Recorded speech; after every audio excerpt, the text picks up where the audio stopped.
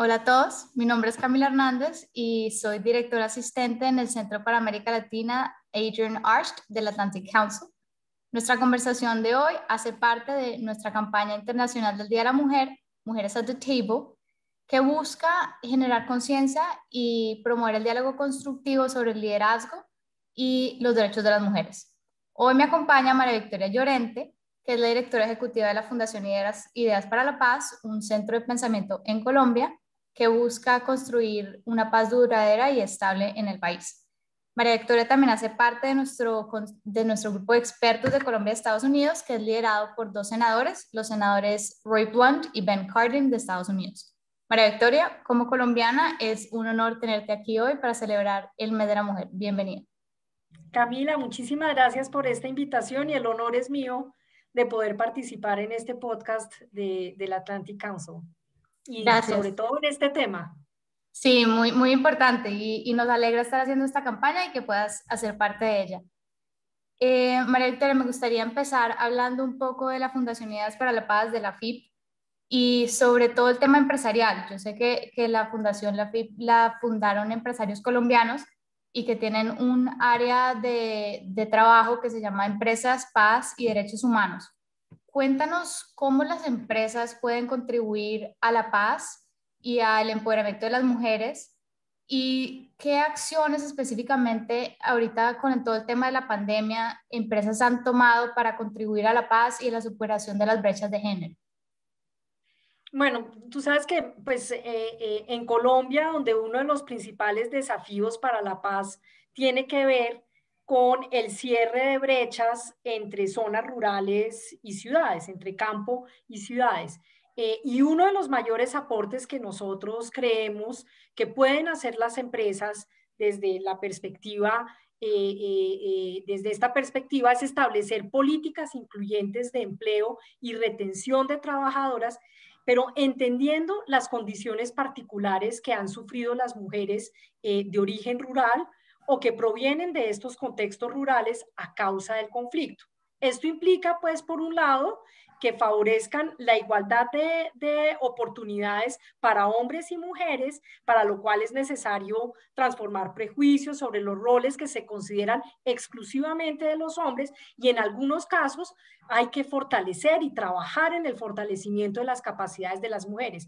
Pero también esto implica una especial sensibilidad frente a los efectos del conflicto armado diferenciados, por lo cual no solamente se requiere equidad en los roles, sino como un énfasis en las mujeres en su condición, por ejemplo, de víctimas. La mayoría de las víctimas en Colombia del conflicto tienen rostro de mujer, o también las mujeres que están en proceso de reincorporación a la vida civil. Las empresas también pueden promover el empoderamiento económico y social de mujeres impulsando, por ejemplo, microempresas y proyectos productivos liderados por mujeres e incluyéndolos en sus cadenas productivas.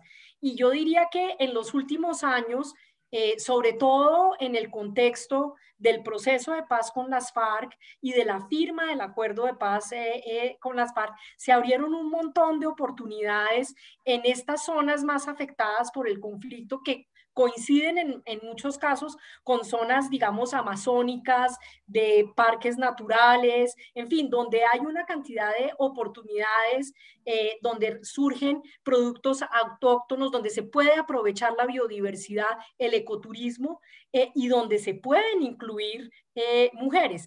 Falta mucho, falta mucho. Nosotros hemos hecho seguimiento de algunos de estos startups que han surgido a partir de toda esta apertura de oportunidades y sin duda son iniciativas interesantes donde se incluyen organizaciones de mujeres a nivel local, pero hemos llamado la atención sobre que falta muchísimo por trabajar.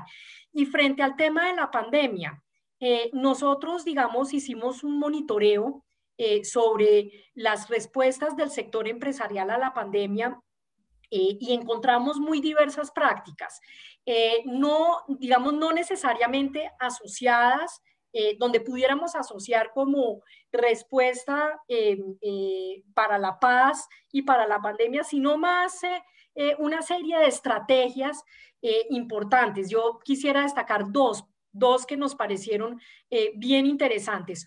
Una que tiene que ver para empoderamiento económico de las mujeres, donde destacamos el fomentar la flexibilización, digamos, empresas que tomaron medidas específicas que fomentaban la flexibilización en la distribución del tiempo y las formas de trabajo para que se ajustaran a las necesidades familiares, ya que, pues digamos, con el incremento que han tenido las mujeres en el cuidado, en las labores de cuidado de sus hijos, las labores de hogares, sobre lo que podemos hablar más adelante por la suspensión de clases presenciales, y bueno, y toda esta situación, pues eso se configuró en las principales causas para que muchas mujeres tuviesen que renunciar a su trabajo remunerado, y pues obviamente digamos, se incrementaban las vulnerabilidades, no solamente desde el punto de vista económico, sino también vulnerabilidades por abusos y situaciones de violencia intrafamiliar. Y la segunda que me gustaría destacar tiene que ver con esto, y fue adoptada por un gran banco, uno de los grandes bancos en Colombia, que fue, desarrollaron una línea interna para sus trabajadoras, para sus empleadas, una línea de apoyo psicológico para poderlas ayudar a atender los temas de violencia en el contexto de su hogar. Y esto, digamos, fue una cosa masiva y verdaderamente nos llamó mucho la atención como iniciativa. Muy interesante esa iniciativa. Hemos visto iniciativas de ese estilo en la región, a veces lideradas por el sector empresarial, a veces no. Pero en temas de COVID específicamente, de la pandemia, y creo que ya empezaste a hablar de eso, cuéntanos cómo ha afectado directamente a las mujeres en Colombia. Hablaste de temas de labores domésticas, pero también un poquito cuéntanos de violencias de género, de acceso a la salud y acceso a la justicia, cómo la pandemia ha exacerbado tal vez brechas de género. No, las cifras, voy a empezar a darte unas cifras porque realmente las cifras dicen mucho. Por ejemplo, en temas de los derechos laborales. En Colombia, digamos, la tasa de desempleo de las mujeres en julio, que fue, digamos, como el pico de la cuarentena en julio del año pasado, la tasa de desempleo de las mujeres llegó al 26%, mientras que la de los hombres llegó al 12%. Es decir, una brecha de 14 puntos, una brecha que no veíamos hace 20 años en Colombia. En enero de este año, el desempleo en mujeres era del casi 23%, mientras que el de los hombres era del 13%. Reducimos la brecha, pero sigue habiendo una enorme diferencia. Y además de todo, pues esto pues terminó como aumentando las condiciones de vulnerabilidad por falta de alternativas de calidad. O sea, no solamente, digamos, el desempleo, la pérdida del empleo fue que perdieron empleo que era en el sector formal, sino entonces, y en esa medida, pues tuvieron que pasar a la informalidad e incluso con unos aumentos importantes pues en el ejercicio de la prostitución. Entonces, digamos, esto ha sido uno de los grandísimos efectos.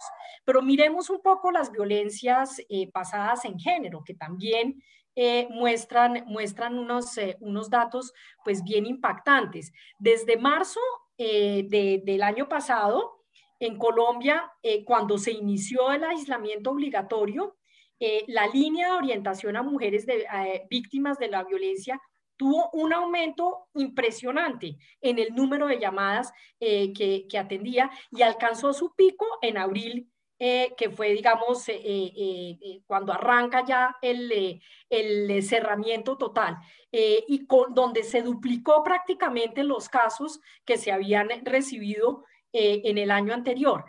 El balance, digamos, para el año pasado de las violencias basadas en género es realmente desolador.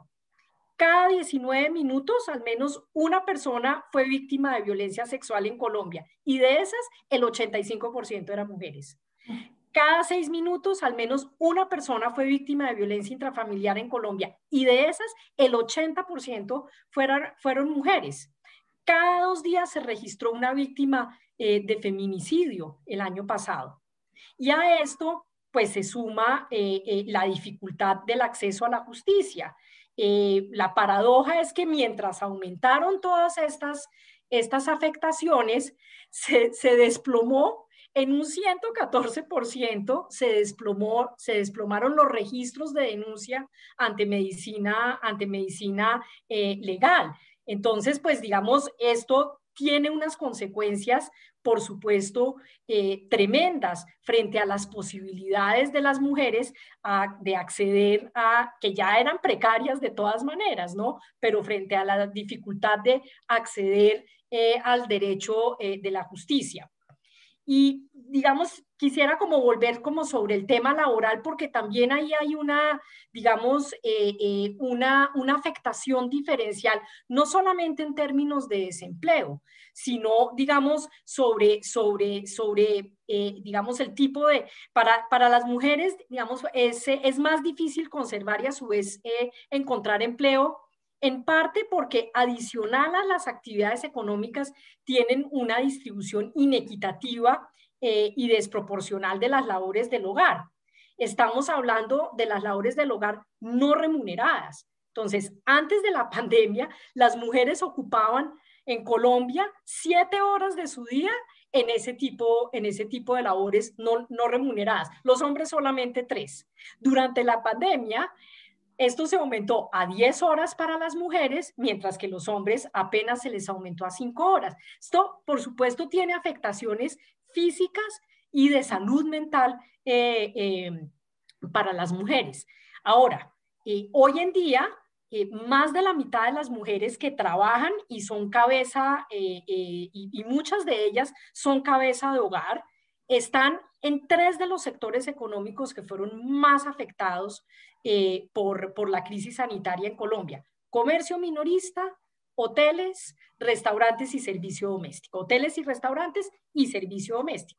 Estos son sectores pues, que requieren presencia en el lugar de trabajo, contacto personal, y digamos que obviamente todo este tipo de cosas no se podían realizar en medio de la pandemia. Nosotros en la FIPI, con esto voy terminando, hemos analizado en detalle qué ha pasado con las mujeres en estos sectores, y pues hay mujeres que conservaron su empleo, pero que vieron precarizadas sus condiciones de trabajo debido al aumento de la jornada y la carga laboral. Vieron afectada su dignidad, su libertad por requerimientos de empleadores a radicarse temporal o permanentemente en sus lugares de trabajo, en fin. Y luego están las afectaciones desde el punto de vista de la salud. No solo las mujeres de estos sectores, por su naturaleza, tienen que ejercer sus labores en la presencialidad, sino que se han visto, digamos, más expuestas al contagio. Las trabajadoras domésticas en ocasiones iban a los lugares de sus empleadores y no les informaban, por ejemplo, que estaban contagiados. También hemos visto afectaciones a la seguridad y a la salud y seguridad por reducciones en las suspensiones o sus cotizaciones a seguridad social, y por supuesto afectaciones a la salud mental por inestabilidad laboral y zozobra que causa la pandemia. Realmente, digamos, nosotros pues venimos explorando cómo el sector empresarial puede ayudar a detener y transformar estas realidades, y eso significa abordar y asumir de manera pues estructural cuáles son aquellos asuntos que reproducen y agudizan estas desigualdades, inequidades, impactos adversos desproporcionales en las mujeres, y pues significa dejar atrás aproximaciones de alguna manera como cosméticas, donde se considera que los asuntos de género se gestionan porque contratan más mujeres o por asegurar unas condiciones básicas en el trabajo ante un escenario como el del COVID, ¿no? Deben tomarse medidas adicionales, diferenciadas y sin duda intencionadas. Gracias, María Victoria. Me gustaría hablar un poco sobre el Tratado de Paz entre el gobierno colombiano y las FARC, que tiene un componente bastante importante, un enfoque de género bastante importante, que pues es el resultado de mucho esfuerzo y mucho trabajo de mujeres líderes y organizaciones de mujeres. Cuéntanos por qué fue tan importante incluir ese enfoque de género en el Tratado de Paz, en qué va su implementación y cómo países en América Latina, el Caribe e incluso el mundo pueden aprender de Colombia, de esta experiencia.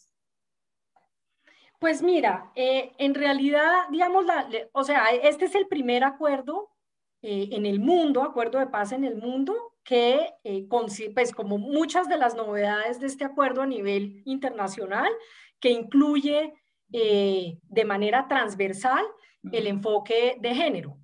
Entonces, pues ya nada más desde esa perspectiva, pues tiene una enorme relevancia. Pero digamos, desde el punto de vista, aquí, digamos, esto significó o simbolizó como un punto de llegada de diferentes luchas de movimientos de mujeres en Colombia, que confluyó también con una agenda de cooperación internacional, para que se reconocieran en el país el impacto diferenciado del conflicto en las mujeres, ¿no? Y para que también, digamos, el acuerdo definiera unas apuestas territoriales. Acuérdate que este acuerdo tiene una visión, tiene un enfoque territorial muy importante y un enfoque sobre todo sobre el cambio de condiciones a nivel territorial de las zonas más afectadas por el conflicto. Y en este caso, pues del enfoque de género, se plantea específicamente la importancia de cerrar las brechas a ese nivel. Ahora, el desafío, obviamente, como en todo el acuerdo de paz, ha sido pasar del papel a la práctica. Y sin duda ese ha sido uno de los mayores desafíos del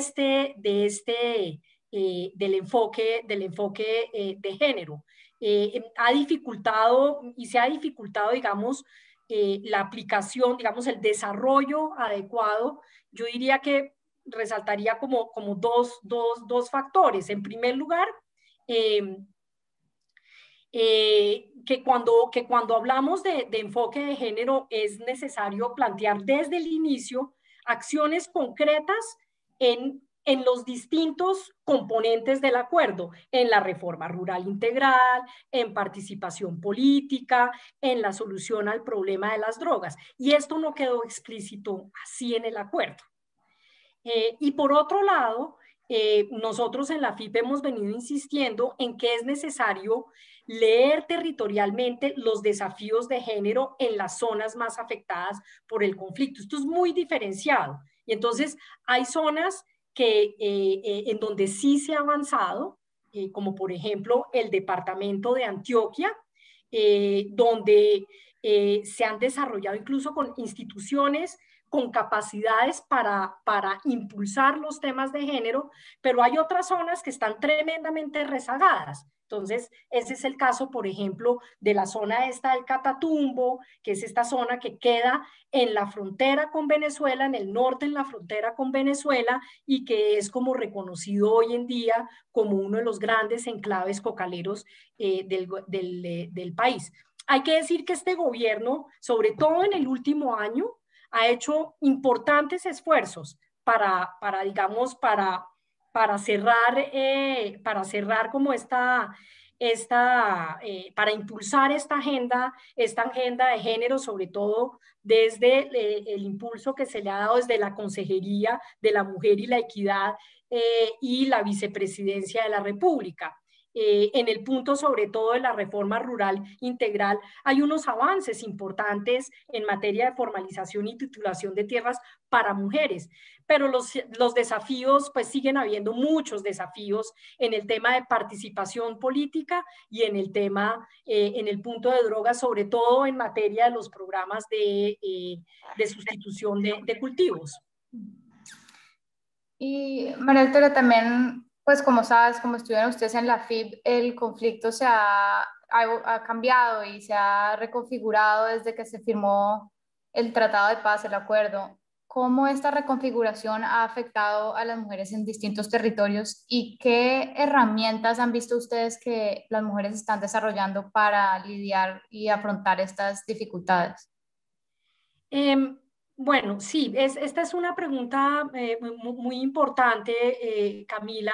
Eh, eh, como reconocer, por un lado, que los impactos actuales del conflicto en las mujeres hay que entender, pues primero, antes de entrar como en esos impactos diferenciados, es como entender primero que eh, el conflicto, sobre todo como la violencia organizada en Colombia, ha sufrido una transformación. Estamos en un proceso de transición en donde hay mucha fragmentación y sobre todo hay muchas dinámicas locales particulares y en ese sentido las lecturas sobre los impactos también tienen muchos matices regionales y locales. Entonces vuelvo y pongo un ejemplo. En el Catatumbo que ya mencioné, la preocupación es por el acceso a la justicia y el reporte de casos de violencia sexual, porque no los hay. Entonces, no se sabe muy bien qué está pasando allá. Pero por otro lado, en el Urabá, que queda, digamos, parcialmente en Antioquia, ahí en el norte del país, es una, que queda ahí casi en la frontera con Panamá, se ha avanzado muchísimo en el acceso a la justicia y aunque persisten pues preocupaciones en términos del empoderamiento económico de mujeres ahí, que podrían pues ayudar a prevenir y en gran parte el reclutamiento y la explotación sexual de mujeres que persiste en esa zona. Entonces, digamos, lo primero que hay que ver es que esto cambia mucho, hay muchas variaciones regionales. Ahora, sobre las dinámicas generales y de los impactos de la violencia armada en las mujeres, yo creo que hay que resaltar quizás como dos asuntos. Uno es que la violencia sexual en el marco de las confrontaciones sigue siendo muy preocupante y sigue siendo también porque hay un enorme subregistro y porque pues hace falta mucha información al respecto. Nosotros lo sabemos porque estamos permanentemente en territorio y tenemos varios proyectos activos trabajando con mujeres en distintas zonas del país. Lo otro es que los desplazamientos forzados, que como sabemos afectan mayoritariamente a mujeres y a niños, los desplazamientos forzados también han impactado de manera importante porque han ampliado las brechas de género en cuanto al acceso a la educación y al trabajo. Los grupos armados continúan reclutando a niñas y jóvenes a través de acoso y amenaza sexual en muchas partes del país. Y un tema, digamos, que es como particular en el marco del conflicto colombiano y que tiene hoy en día una enorme connotación incluso internacional en la situación de líderes sociales y particularmente de las lideresas sociales. Digamos, en los últimos años, si bien no ha incrementado el homicidio contra lideresas sociales, sí se ha incrementado de manera exponencial las amenazas a lideresas sociales, sobre todo las amenazas que son distintas a las que son objeto los hombres, en la medida que son amenazas que se extienden a su familia, a sus hijos, en fin. Y ante esto, pues se destacan medidas de protección hacia lideresas con enfoque, que se requieren medidas de protección hacia lideresas con enfoque de género. Nosotros hemos venido desarrollando una iniciativa que llamamos la incubadora, y aquí entro sobre qué están haciendo, digamos, porque en muchas zonas del país hay distintos grupos de lideresas que han venido impulsando iniciativas, algunas de ellas más conocidas que otras, pero el asunto es que a través de esta iniciativa que hemos desarrollado, que llamamos la incubadora, nosotros lo que hemos insistido es en que se reconozcan que las mujeres tienen propuestas concretas en términos de su protección y que deben ser tenidas en cuenta. Vuelvo y digo, hay un par de iniciativas a nivel nacional que tienen mucho renombre, pero de ahí en adelante realmente digamos, como que no se reconocen estas capacidades. En términos generales, las organizaciones de mujeres han acumulado una enorme cantidad de experiencia que puede capitalizarse para la paz. Por ejemplo, métodos de interlocución con autoridades locales sobre temas de género, impulso de proyectos productivos sostenibles y con mayor impacto para las mujeres, canales y rutas comunitarias de atención a violencia de género y de denuncia, entre otros. Entonces, ahí hay un enorme capital social que nosotros creemos que hay que ayudar a impulsar, y de eso se trata la incubadora, aprender de ahí y tomarlo verdaderamente en cuenta como alternativas importantes que tienen que ser apoyadas. Gracias, María Victoria, y muy interesante lo que están haciendo con la incubadora y con esta idea de que hay mucho capital social y mucho por hacer todavía, pero también iniciativas en territorios y en el país interesantes que están combatiendo todos los temas de brechas de género y construyendo paz, construyendo país. Cerramos esta conversación. Muchas gracias por tu tiempo y esperamos podamos volver a tener un episodio pronto en Experts of the Americas. Muchas gracias, Camila, por esta invitación. Fue un gusto conversar contigo. Gracias.